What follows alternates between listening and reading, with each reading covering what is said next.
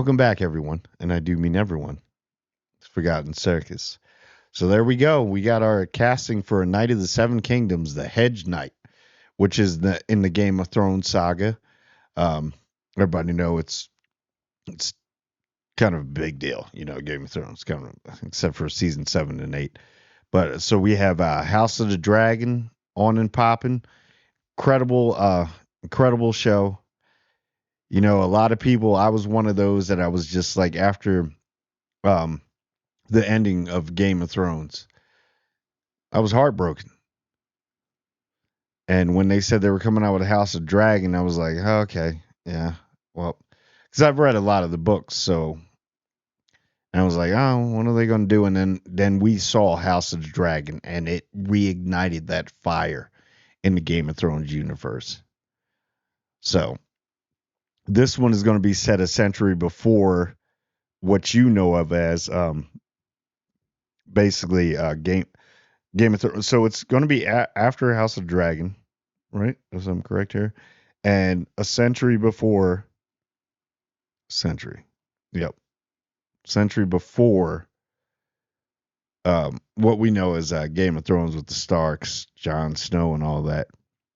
So this is interesting. This one, so they're starting to film in the next couple weeks, I believe. So how they're HBO is just so good at doing stuff. So let me talk about the cast, right? You probably don't know these people, but they're going to make them stars, right?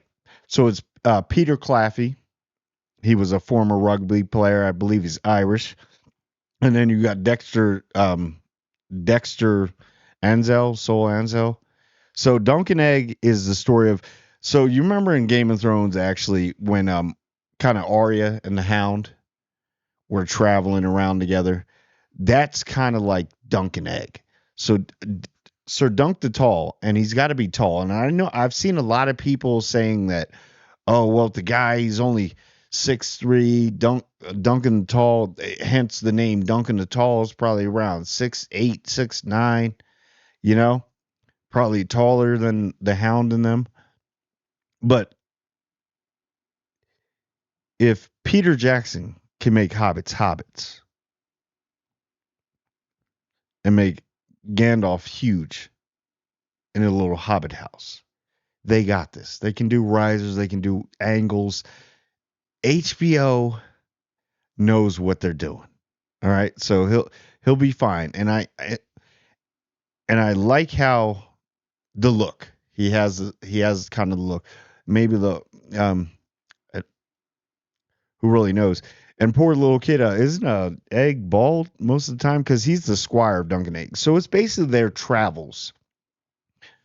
So you're going to see a different side of Westeros, the underground of Westeros. A lot of tournaments. This is it's a good move. It's a good story. But the only problem I have with this is George R. Martin, yet again, has kind of not finished. Because you got the Mystery Night, he kind of hasn't finished this. There's more to the story because that's a lot of time between the two. And he did do what it was 3 books off of it. But he is like notorious for not finishing stuff. And I still want to see the Blackfire Rebellion too.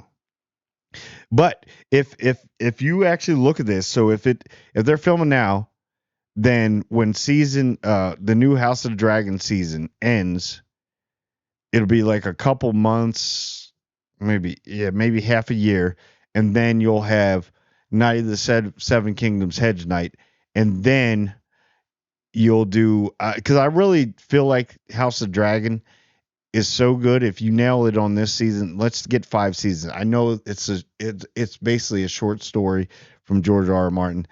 It's not that long, not that much material, but it is very impactful that you can stretch it out 5 seasons, right? So in between the 5 seasons of House of the Dragon and all that, you can basically put the Hedge Knight if you want to do more than 1 season. Do you just want to do their story? You can kind of space it out where you're getting Game of Thrones kind of offsetting every year. You know what I mean? Every year you'll get something Game of Thrones, and they already want to do Aegon's Conquest, which is another one. So Aegon, I mean, this is the whole reason why this all started. The Targaryens weren't even a big house. They were in Valyria. The Doom of Valyria happened. Danny the Dreamer, and I don't want to get too far in the weeds, but Aegon's the one that made Westeros Westeros. You know what I mean? King's Landing. There's a reason why it's called King's Landing. So, and you'll see the battle like Harrenhal. And if you do something with that and keep offsetting them, then move into Aegon's Conquest, oof, you got some HBO doing a thing.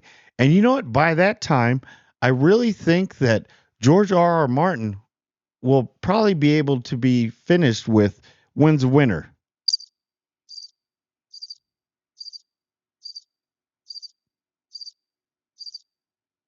In theory.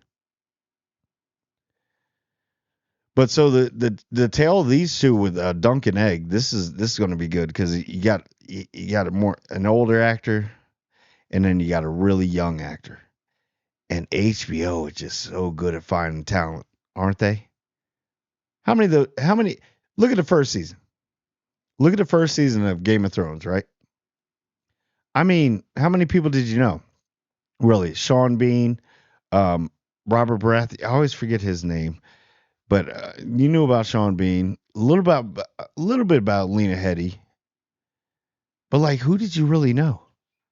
You know what I'm saying? So that was the very important part of what they did with Game of Thrones, finding these actors. Then they became household names like Maisie Williams, Kit Harington. You know what I mean? Lena Headey she was still in some stuff, right? Sophie Turner.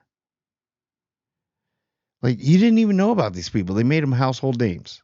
So they're good at finding talent. So I think this is going to be interesting because the two of them, they're so offsetting. It's ridiculous, you know. And then Duncan Egg. So he is an Aegon. He is a Targaryen, and he's a squire, right? Squires eventually, some some of them become knights. It's just it's amazing to me that they're digging deep in their bag on this one because a lot of people did want this. If you're a Game of Thrones person, yeah, I want to see the Tales of Dunk and Egg. This is awesome, and just do it right because you can space everything out. You got a House Dragon. The House Dragon ends off, and then you're sitting there with Dunk and Egg or the Hedge Knight, and you're going through that series for a little bit, and then you just boom hit them with Aegon's Conquest, where it is straight conquering. That's what I wanted. And I love House of Dragon. Don't get me wrong. It's awesome. I'm a Daemon is probably my favorite character in all of Game of Thrones. It's a lot of people's favorite character. Daemon and probably Oberyn Martell. You should have just killed him. Oberyn. Red Viper. One step. Just one little. But anyway, I think this is it's going to be good. And you know what how HBO does it, and HBO is the goat with TV shows. They are. I mean, look at everything they put out. They know what they're doing, and they know that there's always a little hiccup, like season 7 and 8. You know, there's always that little hiccup. But look how they brought the magic back with House of the Dragon. Then they're gonna tease you with a little bit of this, and then bam, hit you with Aegon's Conquest. Uh, with his sister wives. That's where you're gonna see Dark Sister and all that. So it's gonna be that one's gonna be good because I believe in this point, dragons are remembered. They're just not there anymore, which is unfortunate during the Duncan Egg. But that's gonna show you more of Westeros, the more of the culture, the diversity. You know, so I'm pretty excited about it. I think it's going to be awesome. Tell me what you think about the casting. Nobody knows about any of these two, to be honest with you. I've never seen anything from these two actors, but HBO knows something. You know, it's a brand name, so they don't really fail. I mean, take out the season 7 and 8, and they haven't been missing. So let me know what you think. I'm going to do a lot more Game of Thrones content coming up because House of the Dragon, the new season, is coming out pretty soon. So um, like and subscribe for more content. And I want everyone to subscribe. And I do mean everyone.